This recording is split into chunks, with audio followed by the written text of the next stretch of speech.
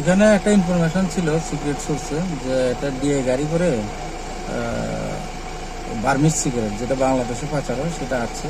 তখন এটাতে শুনছি যে আমাদের নাকা পয়েন্টও যে সাইন দিছিল, সাইন ভায়োলেশন করে আছে। তখন আমি জাস্ট মর্নিং ওয়াক করে অফিসে এসেছিলাম। তখন আমি স্টাফ নিয়ে যখন গেলাম কৃষ্ণগর চা বাগানের ওই যে মাঝখানের যে রাস্তাটা যে লেবাইয়ের মতো যে আছে ওখানে কাজ করছে রাস্তা, তখন আমরা গাড়ি সাইন দিলাম, ও সাইন মানলো না ট্রেনে, এবং এদিকে একদম খুব স্পিডে একদম রাশলি চালিয়ে আসছে।